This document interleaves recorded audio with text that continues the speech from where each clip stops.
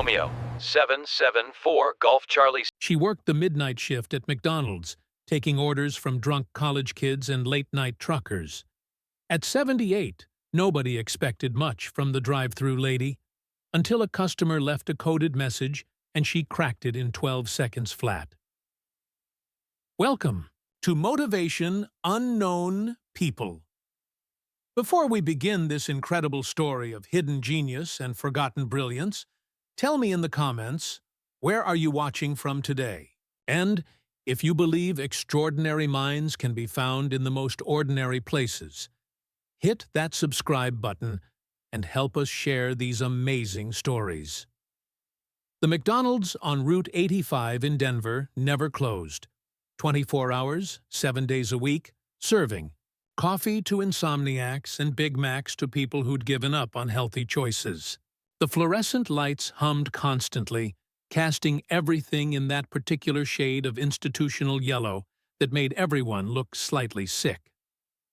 Dorothy Williams had worked the midnight to 8 a.m. shift for 3 years. At 78, she was the oldest employee anyone had ever seen behind a fast food counter, but she needed the income to supplement her Social Security. Her small apartment cost more each year, and her medications weren't getting any cheaper. The younger staff called her Dot and treated her with the patronizing kindness reserved for elderly relatives. They spoke slowly to her, helped her with the computer system, and generally assumed she was there because she had nowhere else to go. "Dot, you take drive-thru tonight," said Marcus, the night manager, barely looking up from his phone. "Tyler will handle front counter." Dot nodded and put on her headset. The drive-thru was actually her preferred station. Less face-to-face interaction, just voices through static and orders to process. Simple, repetitive, peaceful in its own way. The first few hours passed like they always did. College students stumbling home from bars, ordering 20-piece nuggets and large fries to soak up the alcohol. Long-haul truckers stopping for coffee and apple pies. Night shift workers grabbing breakfast before heading home to sleep through the day. "Welcome to McDonald's. May I take your order?" Dot repeated the phrase probably 50 times between midnight and 3 a.m., her voice staying patient and polite even when customers were rude or impatient. Around 3:30 a.m., during the dead zone when even the insomniacs had given up, a voice came through the headset that made Dot pause. "Good evening," the voice said. Male, older, with the kind of precise diction that suggested education and discipline. "I'd like to place an unusual order." "Of course, sir. What can I get for you?" "Romeo 774 Golf, Charlie 63 Delta 9. Dot's hand froze over the register. The sequence wasn't random letters and numbers. It was a code format she hadn't heard in over 70 years, but recognized instantly. Military cipher, World War II era. "Sir, could you repeat that?" she asked, her voice steady, but her pulse quickening. "Romeo 774 Golf Charlie. 63 Delta 9, the voice repeated patiently. Behind the counter, Tyler looked over with confused amusement. "What's that guy ordering, Dot? Sounds like he's having a stroke." Dot ignored him, her mind automatically processing the sequence. R774 GC63 D9. Substitution cipher, military format. Each letter number combination represented a different element. She'd broken thousands of similar codes between 1942 and 1945, 12 seconds. That's how long it took her brain to decrypt the message. Testing old soldiers. "Sir," Dot said quietly into the headset, "your order total comes to still here." Silence on the other end. Then, "Outstanding, soldier. I'll be right around." Black sedan pulled up to the drive-thru window 2 minutes later. The driver was a man in his early 70s, silver hair, wearing a simple button-down shirt. Nothing remarkable except for his eyes, which held the same sharp intelligence that Dot recognized in her own mirror. "Dorothy Williams," he said. It wasn't a question. "That depends on who's asking," Dot replied carefully. "Colonel James Patterson, Army Intelligence, retired. I've been looking for you for quite some time." Dot studied his face through the window. Behind her, Marcus and Tyler were watching with obvious curiosity, though they couldn't hear the conversation. "I'm not sure what you mean," Dot said. Patterson smiled. "Station X, Bletchley Park Liaison, 1943 to 1945. You were part of the American team working on German diplomatic codes. Your specialty was Enigma variants." Dot felt her chest tighten. She hadn't heard those words spoken aloud in decades. "I think you have me confused with someone else," she said, but her voice lacked conviction. "Dorothy Margaret Hartwell, born 1945 in Chicago. Recruited by Army Intelligence at age 17. Spent 2 years in England working on classified decryption projects. Married Robert Williams in 1947, took his name, and disappeared into civilian life." Patterson leaned closer to the window. "You helped break the code that revealed German troop movements before D-Day. Your work saved thousands of Allied lives." "Dot, everything okay?"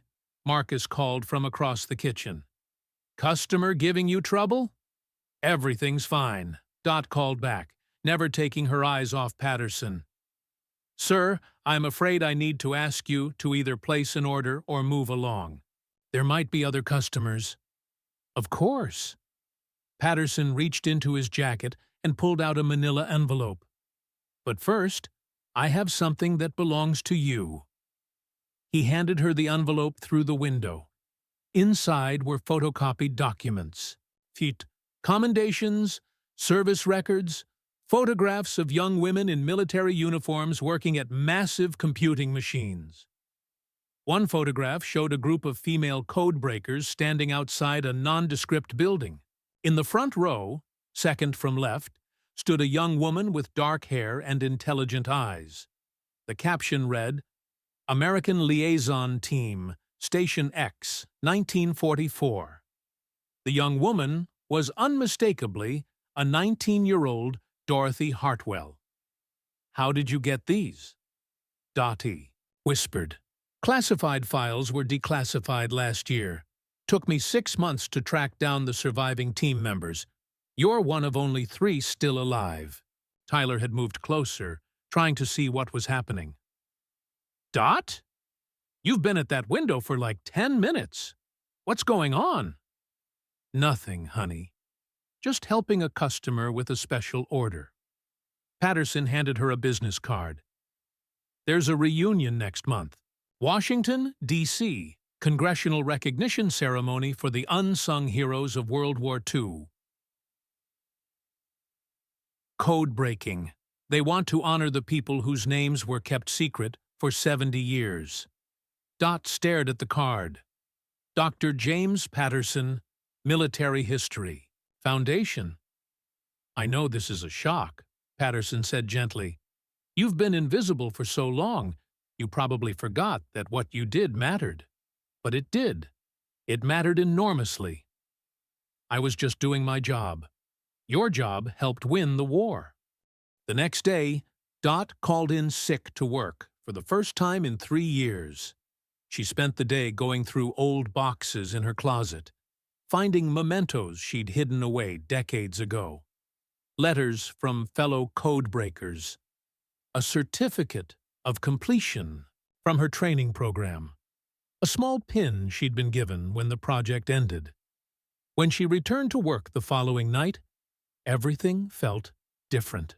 Marcus and Tyler peppered her with questions about the mysterious customer and the documents she'd been looking at.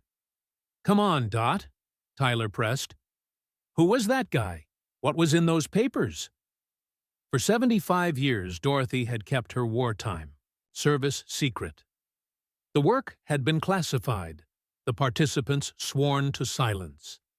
She'd married, raised children, worked ordinary jobs, and never told anyone about the 2 years she'd spent helping to defeat Nazi Germany. "Tyler," she said quietly, adjusting her headset, "what do you know about World War II?" "Not much. History wasn't my best subject." Dot pulled the old photograph from her pocket and showed it to him. "This was taken in England in 1944. See the IU young woman in the front row?" Tyler squinted at the faded image. "Looks kinda like... Wait, is that you?" "I was 19 years old. I worked for the army, breaking German codes, secret messages that told us where their troops were moving. What? They were planning." Marcus had stopped what he was doing and walked over. "You're serious? You were like a spy or something?" "Not a spy. A codebreaker. We listened to German radio transmissions and figured out what they meant. Every message we decoded meant Allied. Soldiers had better information about where the enemy was." Tyler stared at the photograph, then at Dot, then back at the photograph.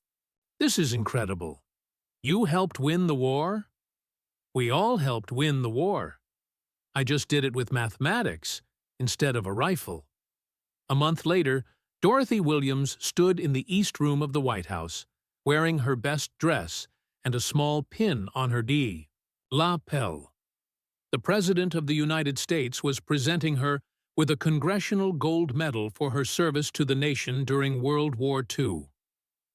The ceremony was attended by historians, military officials, and family members of the honored veterans. In the audience sat Marcus and Tyler, wearing their only decent shirts and looking completely out of place among the formal crowd. The work performed by these individuals remained classified for decades, the president said during his remarks. They served their country in secret, asking for no recognition, content to know they had done their duty. Today, we finally acknowledge their extraordinary contribution to victory and freedom. When Dorothy's name was called, she walked to the podium with the same steady pace she'd used crossing the McDonald's kitchen for 3 years. The president shook her hand and placed the medal around her neck. "Thank you for your service," he said. "Thank you for remembering," she replied. After the ceremony, as photographers took pictures and officials made small talk, Tyler approached her with obvious awe. "So what happens now, Dot? You gonna quit McDonald's and become famous?" Dorothy smiled. "I think I'll keep working a while longer. Someone's got to take the late-night orders." "But you're a war hero. You're like historically important." "I'm exactly who I've always been, Tyler. I just happened to be useful during a time when useful people were badly needed." She looked around the elegant room at the portraits of presidents and the flags representing America's highest honors. "Besides," she added, "someone needs to be there in case another coded message comes through the drive-thru. You never know when the skills might come in handy." Marcus laughed. "What are the odds of that happening twice?" Dorothy thought about the decades of secret keeping, the lifetime of ordinary work that had followed extraordinary service, and the strange twist of fate that had led a retired Army codebreaker to a midnight shift at McDonald's. "Higher than you might think," she said. "The world's full of hidden stories. Sometimes all it takes is the right person asking the right question." And for the first time in 75 years, Dorothy Williams was no longer invisible. Welcome to Motivation Unknown People. These are the moments when ordinary becomes extraordinary, when hidden talents reveal themselves, and when we discover that heroes work among us every single day. Have you ever suspected someone in your life had an incredible hidden past? Share your story in the comments below and let us know where in the world you're watching from. If stories like this remind you to look closer at the people around you, subscribe to Motivation Unknown People for more incredible tales of hidden heroes and forgotten legends living ordinary lives. Until next time, remember, the most extraordinary people often hide in the most ordinary places. Sometimes all it takes is the right code to unlock their secrets.